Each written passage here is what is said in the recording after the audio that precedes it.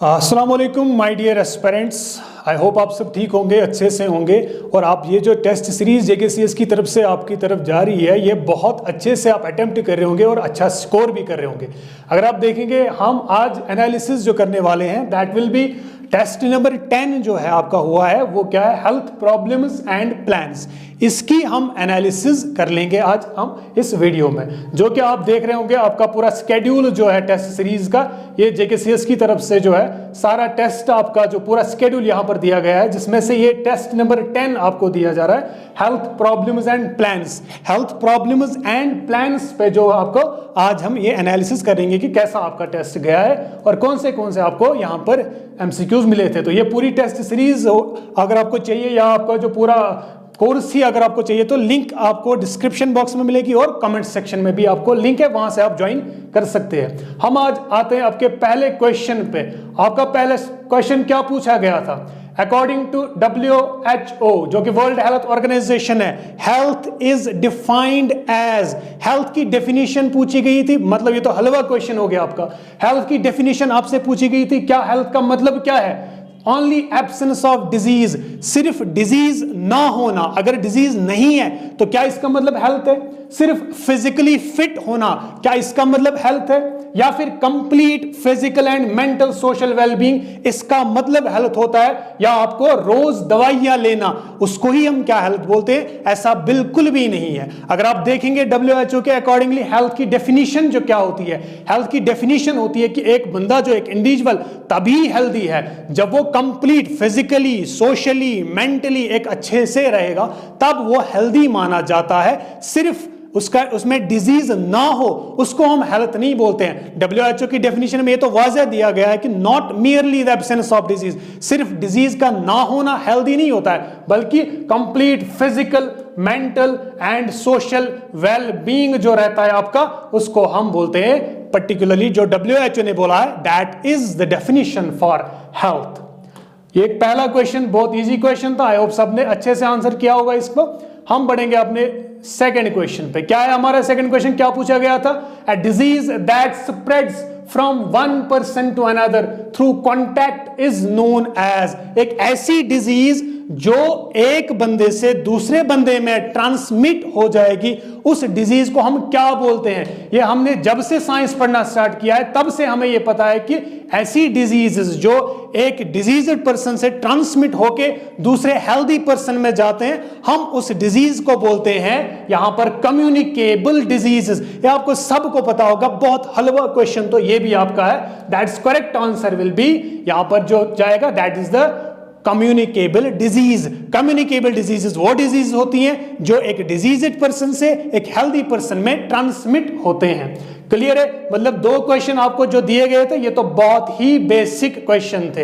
अब हम बढ़ेंगे क्वेश्चन नंबर 3 पे। क्वेश्चन नंबर 3 हमसे क्या बोल रहा है? Anaemia is commonly caused due to deficiency of which nutrient in the body? Anaemia एक डिजीज है जिसमें आरबीसी रिड्यूस हो जाते हैं, आरबीसी का रिडक्शन हो जाता है, बॉडी में हीमोग्लोबिन की कमी हो जाती है।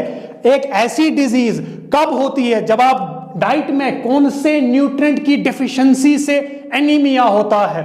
क्या आयरन से, क्या कैल्शियम, या विटामिन सी, और या फिर फैट? जैसे आप जानते हैं कि आपको मैं बता दूं कि ये जो एनीमिया है, एनीमिया एक ऐसी डिजीज है जिसमें हीमोग्लोबिन की कमी हो जाती है, आरबीसी प्रोडक्शन कम हो जाती है। हीमोग्लोबिन में एक जो हीम पार्ट रहता है, उसके फॉर्मेशन के लिए आयरन बहुत जरूरी रहता है। तो अगर आपके डाइट में आयरन की डेफिशिएंसी है, तो आपको जो बॉडी में क्या होगा, हीमोग्लोबिन सही से नहीं बनेगा, एंड यहां पर जो कंडीशन बनेगी दैट विल बी एनीमिया, और जिसको हम बोलते हैं आयरन डेफिशिएंसी एनीमिया। स्पेशली अगर आप देखो यहां पर आयरन डेफिशिएंसी एनीमिया जो है, इसका मोस्ट कॉमन कॉज क्या रहता है? That's GI bleeding, gastrointestinal bleeding. अगर ब्लीडिंग बहुत ज्यादा होगी तो वहां पर आपको एनीमिया, क्योंकि ब्लड लॉस हो जाएगा तो एनीमिया डेवलप हो सकता है। या आपको जी मेंस्ट्रुएशन होती है, जो आपको क्लाइंट्स होते हैं, जो फीमेल्स होती है, उनमें जब मेंस्ट्रुएशन होती है तो ब्लड लॉस होता है। जो ब्लड लॉस हो जाएगा तो उसमें क्या, फिर बॉडी में ब्लड की कमी हो जाएगी और एनीमिया डेवलप हो सकता है। या आप अपने डाइट में जो है, आप अपने डाइट में आयरन कम ले रहे हैं या आयरन नहीं ले रहे, तो वहां पर आपको एनीमिया डेवलप हो सकता है। सही आंसर जो जाएगा that will B A, that's iron. Question number 4 पे, तो बेसिक क्वेश्चन आपको सारे बेसिक क्वेश्चन आपको दिए गए थे। आई होप सबने अच्छे से यहां पर किया होगा। क्वेश्चन नंबर 4 आपसे क्या बोल रहा है? Tuberculosis is a communicable disease mainly affects which organ of the body. Tuberculosis एक डिजीज है, आपको बताना है कि बॉडी के कौन से ऑर्गन को ये मेनली इफेक्ट करता है। क्या ये हार्ट को इफेक्ट करता है? हार्ट को भी टीबी इफेक्ट करता है, बट यहां पर मेनली पूछा गया है, तो हम देखेंगे आगे ऑप्शन। क्या लिवर को इफेक्ट करता है? लिवर को तो यहां पे कोई सवाल ही नहीं होता है। क्या लंग्स को इफेक्ट करता है? जैसा कि आप जानते हैं कि टीबी जब भी होता है, ट्यूबरकुलोसिस किसकी डिजीज है, तो लंग्स में यहां पर आपको सही ऑप्शन जाएगा, दैट इज द ट्यूबरकुलोसिस जो है ये इफेक्ट करते हैं बॉडी के किस ऑर्गन को? लंग्स को। सही आंसर जाएगा that is lungs. I hope सबने यही लिखा होगा। और जो टीबी है, ट्यूबरकुलोसिस, आपको बहुत अच्छे से पढ़ के जाना है। आपने एग्जाम जब भी देना होगा तो ट्यूबरकुलोसिस बहुत अच्छे से पढ़ के जाना है, क्योंकि इसमें से क्वेश्चन कंफर्म ही होता है। आपको जो ट्यूबरकुलोसिस के बारे में क्या मैं बता दूं, यहां पर सिंपल ये एक एयरबॉर्न इन्फेक्शन होता है। एयरबॉर्न इन्फेक्शन है ये, एयरबॉर्न इन्फेक्शन। और इसमें आपको पर्टिकुलरली, अब ट्रेंड बदल चुका है तो नया क्वेश्चन बन सकता है। वो क्वेश्चन क्या बन सकता है? इसमें आपको प्रिकॉशन कैसे लेने पड़ेंगे, that is standard precaution. Standard precaution आपको लेने हैं, साथ में N95 की जो मास्क आती है वो भी रखनी है, और साथ में नेगेटिव प्रेशर का जो रूम रखना है इस पेशेंट को जिसको इफेक्ट होगा ट्यूबरकुलोसिस से। इसके लिए आपने ये प्रिकॉशंस बहुत अच्छे से लेने हैं। तो ये क्वेश्चन बन सकता है। कॉजेटिव ऑर्गेनिज्म तो आप जानते हैं, दैट्स माइकोबैक्टीरियम ट्यूबरकुलोसिस। इस क्वेश्चन का सही आंसर जाएगा लंग्स। हम जाएंगे अपने नेक्स्ट क्वेश्चन पे, that's health planning is done by the government mainly to achieve which objective. एक गवर्नमेंट हेल्थ प्लान बना रही है, क्यों बना रही है? क्या उसके पीछे रीजन है? क्या उसके पीछे ऑब्जेक्टिव है? क्या पब्लिक का पैसा वेस्ट करना है? ये तो गलत बात है, ऐसा नहीं करना होता है। क्या हॉस्पिटल्स को क्लोज करना है? ये भी नहीं करना होता है। हमने हॉस्पिटल्स को क्लोज करने की कोई बात नहीं है। यहां पर ट्रीटमेंट्स को बंद नहीं करना है, ट्रीटमेंट को स्टार्ट करना होता है, स्टॉप थोड़ी करना होता है। फिर जो प्लान बनाते हैं, हेल्थ प्लान बनाते हैं आपकी गवर्नमेंट, वो क्यों बनाते हैं? क्या रीजन रहता है उसका? That's to improve health services. आपको जो हेल्थ सर्विसेज होती है इनको इंप्रूव करने के लिए यहां पर हम हेल्थ प्लान बनाते हैं। सही आंसर जो जाएगा, अगर आप कॉमन सेंस का यूज करके, अगर आप यहां पर एलिमिनेशन पैटर्न का यूज करके, सही आंसर जाएगा that's improve health services. Next question, ये बहुत इजी सवाल है, बहुत इजी सवाल सारे क्वेश्चंस। आई होप सबने अच्छे से किए होंगे, अच्छा स्कोर सबने किया होगा। Next question, the most common nutritional deficiency in India. India में आपको बताना है most common nutritional deficiency. Nutrition में कौन सी डेफिशिएंसी से कौन सी डिजीज होती है? बहुत सारी डिजीजेस होती है, लेकिन आपको बताना है मोस्ट कॉमनली कौन सी होती है। इंडिया की बात हो रही है। क्या ये विटामिन ए डेफिशिएंसी है? नहीं जी, विटामिन ए की कोई डेफिशिएंसी नहीं होती है, ये मोस्ट कॉमन आपको नहीं जाएगा यहां पर। क्या आयरन डेफिशिएंसी एनीमिया है? बिल्कुल सही बात है। हिंदुस्तान में जो न्यूट्रिशनल डेफिशिएंसी की डिजीज होती है वो आयरन डेफिशिएंसी एनीमिया बिल्कुल होता है। आयोडीन की डेफिशिएंसी नहीं हो सकता यहां पर, और यहां पर प्रोटीन की डेफिशिएंसी से नहीं होगा। सही आंसर जाएगा आयरन डेफिशिएंसी एनीमिया। ये मोस्ट कॉमन न्यूट्रिशनल डेफिशिएंसी है इंडिया में। विटामिन ए की डेफिशिएंसी से आप जानते हैं क्या होता है? Blindness, night blindness. आयोडीन की डेफिशिएंसी से क्या होता है? ग्वाइटर होता है। और प्रोटीन की डेफिशिएंसी से क्या होता है? क्वाशियोरकोर। ये भी आपको याद रखना है साथ में। लेकिन इस आंसर यहां पर जो क्वेश्चन है इसका सही आंसर जाएगा that is iron deficiency anaemia. Next question पे हम आते हैं, क्वेश्चन नंबर 7 पे। क्वेश्चन नंबर 7 आपसे क्या पूछा गया था? A disease occurring regularly in a particular area is called। एक डिजीज, एक ऐसी डिजीज जो एक पर्टिकुलर एरिया में बार बार ऑकर हो रही है, रेगुलरली ऑकर हो रही है एक पर्टिकुलर एरिया में, उस डिजीज को हम क्या बोलते हैं? ये जो सारी टर्म्स यहां पर दी गई है, इन टर्म्स पे आपको एक क्वेश्चन तो कंफर्म ही मिलेगा, ठीक है? ये सारी टर्म्स को आपको याद रखना है। क्या इसका नाम पेंडेमिक होता है? पेंडेमिक हम किसको बोलते हैं? जिस डिजीज का वर्ल्ड वाइड डिस्ट्रीब्यूशन होगा उसको हम पेंडेमिक बोलते हैं। जैसे कि कोविड-19 आया था, उसको हम पेंडेमिक बोलते हैं। उसके बाद स्पोरेडिक वो डिजीज होती है जिसका पैटर्न कोई रेगुलर ही नहीं होता है, इररेगुलर पैटर्न से होती है जो डिजीज ऑकर, उनको हम बोलते हैं स्पोरेडिक। इनका आउटब्रेक आ जाएगा। क्या इसको एंडेमिक बोलते हैं? एंडेमिक का मतलब होता है एक पर्टिकुलर, एक प्रॉपर जियोग्राफिकल एरिया में जो डिजीजेस ऑकर होती हैं उसको हम एंडेमिक बोलते हैं। एपिडेमिक का मतलब होता है एक डिजीज जो प्रेजेंट होती है एक पर्टिकुलर कम्युनिटी में। यहां पर कंफ्यूज नहीं होना है, इधर जियोग्राफिकल एरिया पूरा एक एरिया बताया गया है और इधर आपको पर्टिकुलर कम्युनिटी बताई गई है, तभी ये दो टर्म्स डिफरेंट है। आपको क्वेश्चन जो पूछा गया था in a particular area, that means एक जियोग्राफिकल एरिया की बात हो रही है, उसका सही आंसर जाएगा दैट इज एंडेमिक। एंडेमिक का मतलब वो डिजीज होती है जो एक कॉन्स्टेंटली प्रेजेंट रहती है एक पर्टिकुलर एरिया में, पर्टिकुलर जियोग्राफिक एरिया। तो जियोग्राफिक एरिया जहां पर होगा वो आपको यहां पर याद रखना है। और दो टर्म्स क्या है, दैट्स एपिजोटिक। एपिजोटिक का क्या मतलब है, एपिजोटिक का मतलब होता है जब डिजीज का आउटब्रेक एनिमल पॉपुलेशन में होता है उसको हम एपिजोटिक बोलते हैं। और वायरुलेंस, वायरुलेंस, वायरुलेंस का क्या मतलब है, वायरुलेंस जो होता है ये डिग्री ऑफ पैथोजेनिसिटी होती है। डिग्री ऑफ पैथोजेनिसिटी का मतलब वायरुलेंस, ये टर्म्स एग्जाम में आते हैं बेटा, तभी मैंने यहां पर आपको यहां पे डिस्कस करें। और डिग्री ऑफ पैथोजेनिसिटी का मतलब वायरुलेंस होता है, लेकिन पैथोजेनिसिटी का क्या मतलब है, ये ऑर्गेनिज्म का, पैथोजन का ये एबिलिटी कि वो इंड्यूस कराता है एक डिजीज, उसको हम बोलते हैं पैथोजेनिसिटी। कोई भी माइक्रोब, कोई भी पैथोजन जब वो डिजीज करा रहा है, क्योंकि वो डिजीज करने की एबिलिटी है उसमें, तो कितनी एबिलिटी है उसमें, उसको पैथोजेनिसिटी बोलेंगे। और डिग्री ऑफ पैथोजेनिसिटी को फिर वायरुलेंस बोलेंगे। इसका सही आंसर जो होगा that is C, endemic. Next question आपसे क्या पूछा गया था, safe and clean drinking water is important because it prevents. आप एक साफ सुथरा पानी पी रहे हैं, इससे आपको क्या प्रिवेंट होता है, किस चीज से आप बच जाते हैं जब आप साफ सुथरा पानी पीते हैं। क्या रोड एक्सीडेंट से, ये कैसा लॉजिक है कि हम अच्छा पानी पिएंगे और फिर हमें एक्सीडेंट नहीं होगा, गलत बात है ये। फ्रैक्चर्स, अच्छा पानी पी के आपको फ्रैक्चर्स तो हो सकते हैं, बिल्कुल हो सकते हैं, आप छलांग लगा दो ऊपर से नीचे तो बिल्कुल फ्रैक्चर हो जाएगा। और बर्न्स, नहीं, गलत बात है। बर्न्स कैसे प्रिवेंट हो सकते हैं, साफ सुथरा पानी पी के आपको बर्न यहां पर प्रिवेंट नहीं हो सकता है। फिर सही आंसर जो जाएगा दैट्स वाटर बॉर्न डिजीज। जब आप एक क्लीन वाटर पीते हैं तो आपको जो वाटर से ट्रांसमिट होने वाली बीमारियां होती है वो फिर नहीं होती है, उनसे आप बच जाते हैं। कैसी कैसी बीमारियां, जैसे कि डायरिया होता है, जैसे कि कॉलेरा होता है, जैसे कि डिसेंट्री होती है, जैसे कि टाइफाइड होता है, हेपेटाइटिस ए ले लो या हेपेटाइटिस ई ले लो, ये सारी जो डिजीज है ये वाटर बॉर्न डिजीज है। जब आप सही पानी पीते हैं तो ये डिजीज आपको नहीं हो सकती, आप इससे प्रिवेंट हो सकते हैं। सही आंसर जो जाएगा दैट्स वाटर बॉर्न डिजीज। हम जाएंगे अपने नेक्स्ट क्वेश्चन पे। Pulse polio immunization programme was started in, ये तो आपको रटने वाले सवाल है, ये आपको ऐसे डेट्स याद रखने हैं। क्या यहां पर बोला गया pulse polio immunization programme, pulse polio immunization programme start कब हुआ था, क्या 1975 में हुआ था, 1985 में हुआ था, 1995 में हुआ था या फिर 1978 में हुआ था। ये तो आपको रटना है कि ये जो पल्स पोलियो इम्यूनाइजेशन प्रोग्राम है ये 1995 दिसंबर 1995 में यहां पर लागू हो गया था। और इसमें हम ऑरल पोलियो वैक्सीन ओपीवी 0 से लेके 5 साल के बच्चों में आपको ये देते हैं ऑरल पोलियो वैक्सीन। सही आंसर जो है that will be 1995, C answer यहां पर करेक्ट जाएगा।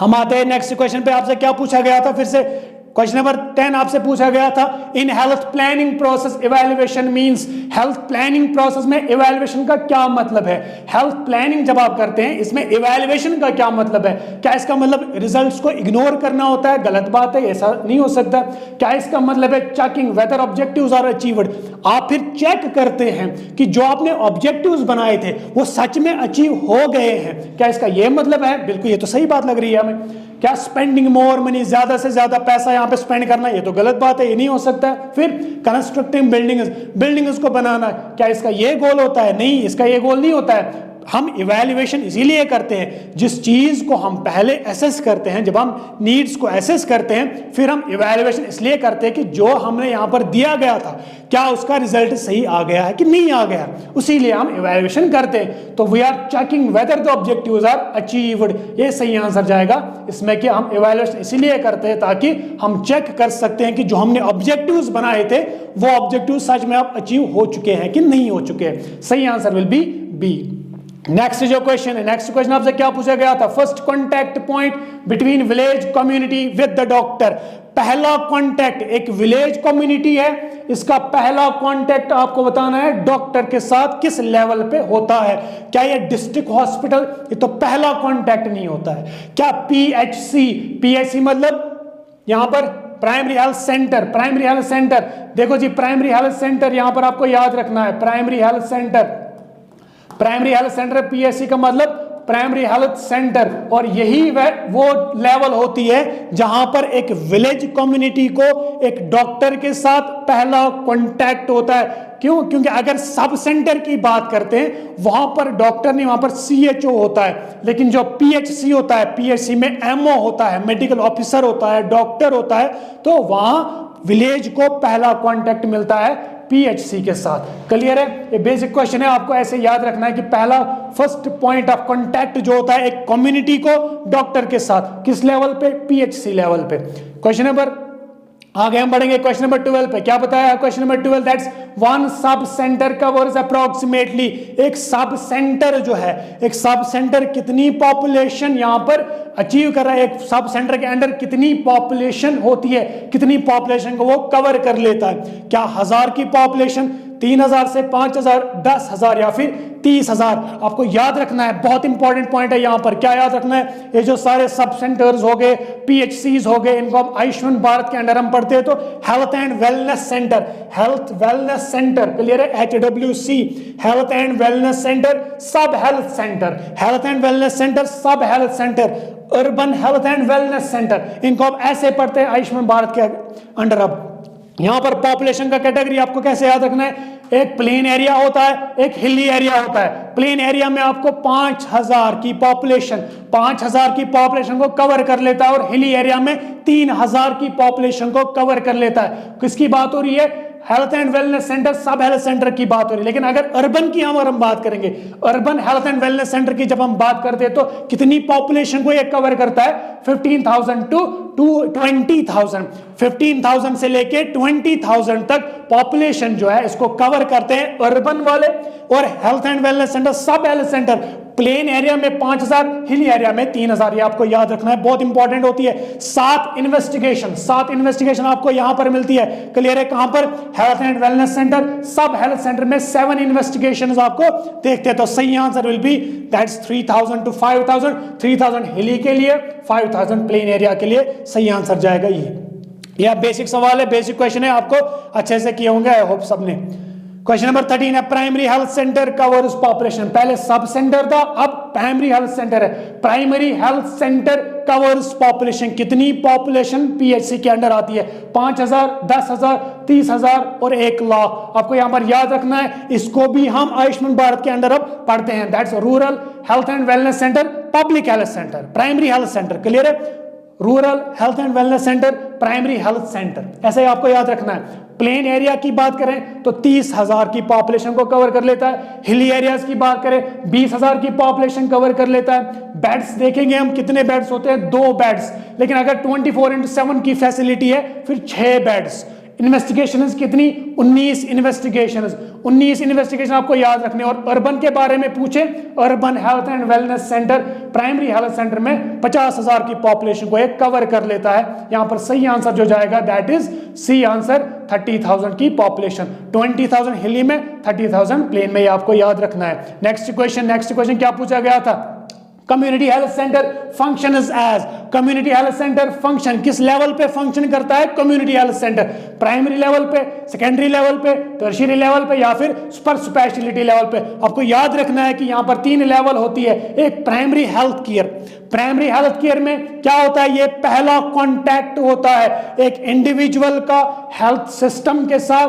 First contact primary health care में होता है, जिसके अंदर आपको सब सेंटर मिलेगा। SC मैंने सब सेंटर लिखा है, PHC का मतलब प्राइमरी हेल्थ सेंटर। ये किसके अंडर आते हैं? प्राइमरी हेल्थ के अंडर। क्लियर है? सेकेंडरी हेल्थ जो मैं बोलूंगा, सेकेंडरी हेल्थ में ये पहला रेफरल पॉइंट होता है। यहां पर क्वेश्चन आपको बनेगा, पहला रेफरल पॉइंट सेकेंडरी हेल्थ आपको मिलेगा। सेकेंडरी यहां पर सेकेंडरी हेल्थ केयर लेवल जो होती है उसमें आपको पहला रेफरल पॉइंट होता है, जिसके अंडर आपको CHC और यहां पर आपको डिस्ट्रिक्ट हॉस्पिटल्स भी पाए जाते हैं। यहां पर इसके अंडर जो आते हैं सेकेंडरी लेवल में CHC, कम्युनिटी हेल्थ सेंटर और डिस्ट्रिक्ट हॉस्पिटल्स। टर्शियरी लेवल पे जो फिर बाद में medical colleges, super speciality hospitals, ये आपको बाद में टर्शियरी लेवल पे आ जाते हैं। क्लियर है? सही आंसर जो है जाएगा दैट विल बी CHC। काम करेगा किसके अंडर? यहां पर सेकेंडरी लेवल के अंडर काम करेगा। नेक्स्ट क्वेश्चन पे हम आते हैं 15, क्वेश्चन नंबर 15 क्या बोल रहा है हमसे, regular hand washing with soap is important because it prevents. आप रेगुलरली अपने हैंड वॉश कर लो। क्यों कर लोगे, किस चीज से ये बचाता है, क्यों आप हैंड वॉश करते हैं बार बार हॉस्पिटल में जाके, क्यों हैंड वॉश करते हैं, क्लियर है। क्या आपको ये कम्युनिकेशन से बचाता है, गलत बात है। एजुकेशन एक्सरसाइज से वो लॉजिक ही नहीं बनता है। तो इन्फेक्शन से बचने के लिए आपको हैंड वॉशिंग करने की बहुत जरूरत होती है। और हैंड वॉशिंग पे क्वेश्चन 100% हो जाएगा एग्जाम में। ये आपको अच्छे से पढ़ के जाना है। WHO के अंडर जितना भी आपको बोला गया है हैंड वॉशिंग के अगेंस्ट, चाहे वो टाइम ड्यूरेशन हो, चाहे वो इसके मोमेंट्स हो, चाहे वो इसके स्टेप्स हो, चाहे वो इसका जो मोस्ट इंपॉर्टेंट कंपोनेंट होता है, या चाहे मेडिकल हैंड वॉशिंग हो, चाहे सर्जिकल हैंड वॉशिंग हो, ये पूरा आप टॉपिक अच्छे से पढ़ोगे तब जाके आप एग्जाम देने जाओगे, क्लियर है। ये बहुत इजी है यहाँ पर question, that is spread of infection. Spread of infection यहाँ पर बचाएगा आपका हैंड वॉशिंग। हम बढ़ेंगे आगे क्वेश्चन पे, दैट इज क्वेश्चन नंबर 16। आशा की बात अब हो रही है, बहुत इंपॉर्टेंट, हर एग्जाम में आशा के बारे में पूछा जाता है। आशा वर्क्स अंडर विच मिशन।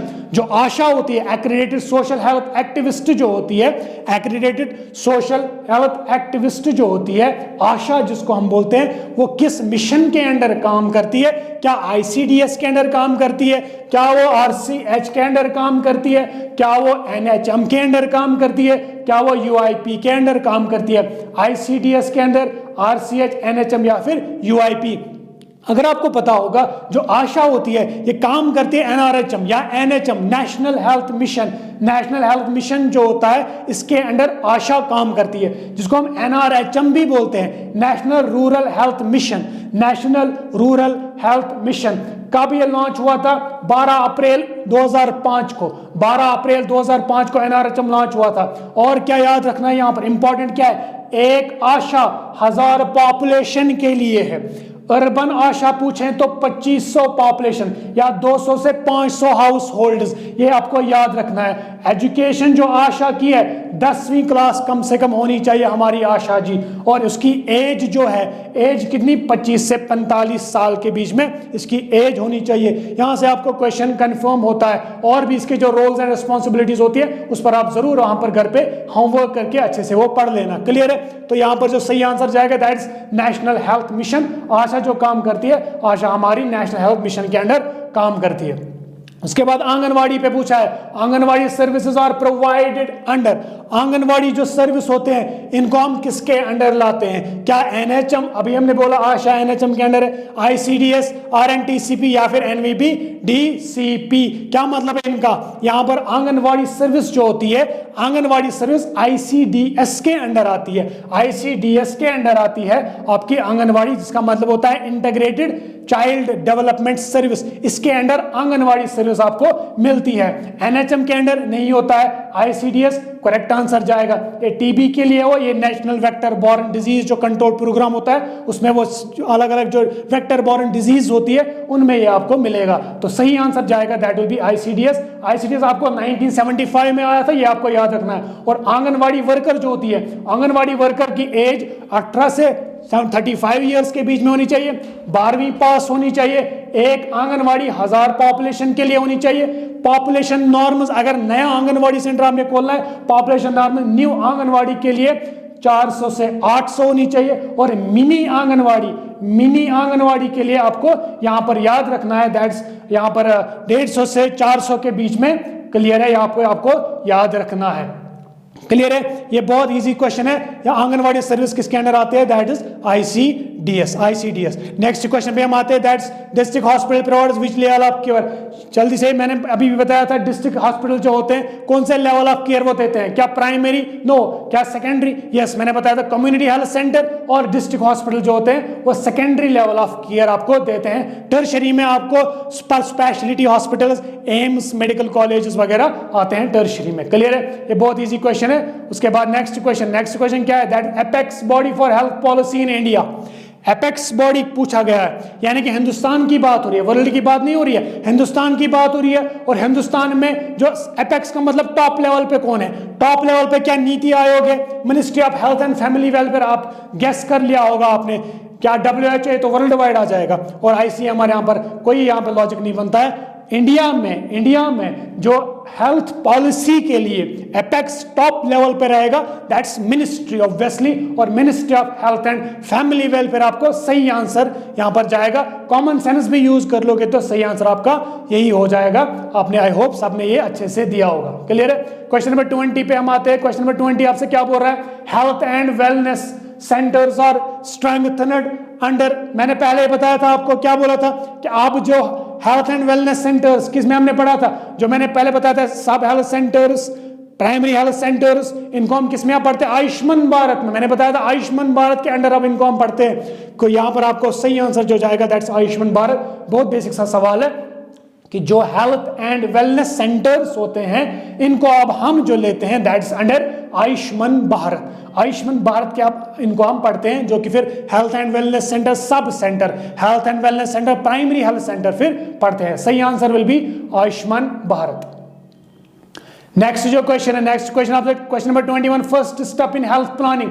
पहला स्टेप क्या है हेल्थ प्लानिंग? जब आपने एक प्लान बनाना होगा, हेल्थ के रिलेटेड प्लान बनाना होगा, पहला स्टेप क्या है? क्या पहला स्टेप इंप्लीमेंटेशन होता है? नो, गलत बात है। क्या इवैल्यूएशन? नहीं, इवैल्यूएशन हम लास्ट में करते हैं, पहले हम इवैल्यूएशन कभी नहीं कर सकते, क्योंकि जब आप देते हैं पहले आपको नीड पता होनी चाहिए, पहले आप असेसमेंट करते हैं, बाद में फिर आपको इंप्लीमेंट किया जाता है, बाद में हम प्लान वगैरह बनाते हैं, लास्ट में हम इवैल्यूएशन करते हैं। तो यहां पर जो पहला स्टेप होगा हेल्थ प्लानिंग का that's assessment of health needs. आपको हेल्थ नीड्स पहले पता होने चाहिए, तब जाके आपको उन पे प्लान बना सकते हैं। सही answer will be C, that's assessment of health needs. हम आएंगे अपने नेक्स्ट क्वेश्चन पे। क्वेश्चन नंबर 22 क्या बोला है? Malaria is a disease that spreads mainly through.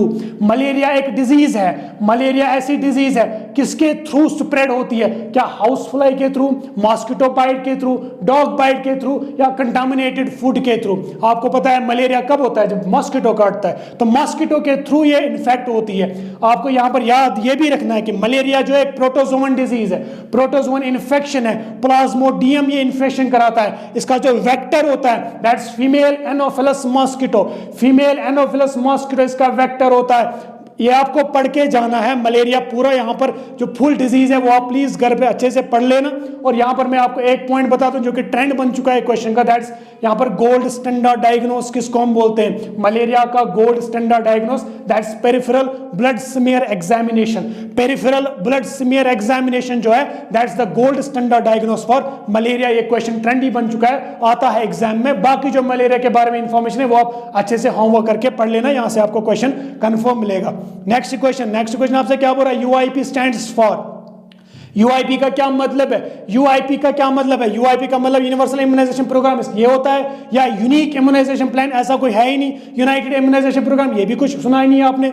Universal infection programme ऐसा तो आपने कुछ सुना ही नहीं होगा। जब भी यूआईपी आपने सुना होगा वो क्या सुना होगा आपने? Universal immunization programme. Universal immunization programme कब आया है, कब इसका लॉन्च डेट है? दैट्स 1985। ये आपको याद रखना है। असल में पहले जो आया था that was EPI. EPI was expanded immunization programme, जो कि 1978 में आया था। बाद में जो रिनेम होकर वो यूआईपी बन गया 1985 में। ये आपको यहां पे याद रखना है। क्वेश्चन नंबर 24 पे हम आते हैं, that's vitamin A deficiency mainly affects which function of the body. Vitamin A deficiency, अगर बॉडी में विटामिन ए की डेफिशिएंसी हो जाएगी, आपको बॉडी में किस चीज को ये इफेक्ट करेगा? क्या ये हियरिंग को सुनने का इफेक्ट करेगा, विजन में इफेक्ट करेगा, स्मेलिंग में इफेक्ट करेगा, या फिर बोलने में इफेक्ट करेगा? आप जानते हैं विटामिन ए की डेफिशिएंसी नाइट ब्लाइंडनेस कराती है, और ब्लाइंडनेस किसके रिलेटेड है? विजन के रिलेटेड। तो विजन आपका सही आंसर जाएगा। तो बहुत हलवा क्वेश्चन है, आप सब ने अच्छे से किया होगा। क्लियर है? नेक्स्ट हम पढ़ेंगे अपने question number 25, that's ORS, oral rehydration solution is mainly used in the treatment of. ORS की बात हो रही है, किस ट्रीटमेंट के लिए लगता है? किसके ट्रीटमेंट के लिए? दैट्स फीवर के लिए, डायरिया या डिहाइड्रेशन के लिए, या फ्रैक्चर, या फिर कफ। आपको जानते हैं ओआरएस को हम कब यूज करते हैं? डायरिया या फिर डिहाइड्रेशन में। ये तो क्लियर है। ओआरएस एक हाइपोटोनिक फ्लूइड होता है, इसको 24 घंटे में यूज करना होता है। इसका डे मनाया जाता है 29 जुलाई को, और ये इसका कंपोजिशन है, इसका स्क्रीनशॉट आप ले लो प्लीज, ठीक है? क्लियर है? Sodium chloride, potassium chloride, glucose और ट्राइसोडियम साइट्रेट। ये 2.6 ग्राम, 1.5 ग्राम, 13.5 एंड 2.9 ग्राम। क्लियर है? नेक्स्ट क्वेश्चन पे हम आते हैं, दैट्स वर्ल्ड एड्स डे। ये तो बहुत इजी क्वेश्चन है, 1 December, 1 December will be the correct answer. ये तो आपको रटना है, बस ऐसे याद रखना है, that's 1 December. Next question question number 27, mid day meal programme aims to improve. Mid day meal हम कब देते हैं, क्यों देते हैं, किसको देते हैं? मैटरनल को नहीं, एडोलसेंट को नहीं, स्कूल चिल्ड्रन जो होता है, स्कूल चिल्ड्रन बच्चों को हम मिड डे मील स्कीम देते हैं। इसका सही आंसर है, बहुत इजी क्वेश्चन है। Question number 28, that's RCH. RCH का मतलब क्या होता है? Reproductive and child health. इसका सही आंसर सबने दिया होगा, रिप्रोडक्टिव एंड चाइल्ड हेल्थ। इसका जो पहला था दैट वाज 1997 और जो दूसरा था दैट वाज 2005 में आया था। 29 क्वेश्चन हमसे क्या बोल रहा है? That is the evaluation phase of health planning checks. Evaluation phase, जब आप हेल्थ प्लानिंग करते हैं उसके इवैल्यूएशन फेज में हम फिर चेक क्या करते हैं? क्या रिसोर्सेज चेक करते हैं, क्या नीड्स को चेक करते हैं? नीड्स को हम पहले, असेसमेंट ऑफ द नीड्स पहले करते हैं, या फिर अचीवमेंट ऑफ जो ऑब्जेक्ट, जो आपने ऑब्जेक्टिव्स पहले बनाए थे उनको फिर चेक करते हैं हम इवैल्यूएशन फेज में। सही आंसर तो यही जाएगा। वैसे बजट एलोकेशन का इसका कोई दूर दूर तक लेना देना नहीं है। इवैल्यूएशन फेज में हम क्या करते हैं? फिर हम चेक करते हैं कि जो हमने ऑब्जेक्टिव्स बनाए थे वो ऑब्जेक्टिव सही से यहां पर गए हैं कि नहीं, उनको चेक करने के लिए हम इवैल्यूएशन करते हैं। क्लियर है? That's question number 29। Question number 30 जो कि लास्ट क्वेश्चन है आज का, that's WHO is an international organization working for global health. What does WHO stand for? ये तो बहुत बेसिक क्वेश्चन है, आप सब ने अच्छे से किया होगा क्योंकि जब आप हेल्थ में आए हैं तब आपको WHO के बारे में पता ही होगा। WHO का क्या मतलब है? World health organization. World health organization जो है इसका हेडक्वार्टर कहां पर होता है? That's Geneva, Switzerland. क्वेश्चन यहां से पूछा जाएगा, या फिर वर्ल्ड हेल्थ ऑर्गेनाइजेशन का एस्टैब्लिश्ड डेट आपसे पूछा जाएगा, दैट्स 7 अप्रैल 1948। इसीलिए आपको जो हर साल हेल्थ डे जो हम मनाते हैं that is 7 April. Health day हम इसीलिए मनाते हैं 7 अप्रैल को क्योंकि WHO जो है, WHO एस्टैब्लिश हो चुका था 7 अप्रैल 1948 को। ये थे आज के 30 MCQs। आई होप यहां पर कोई भी ऐसा क्वेश्चन नहीं था जो डिफिकल्ट लेवल का था। सबने, मुझे लगता है कि सबने अच्छे से किया होगा, अच्छा स्कोर किया होगा। ऐसे ही आप अच्छे से पढ़ते रहिएगा। All the best, thank you very much.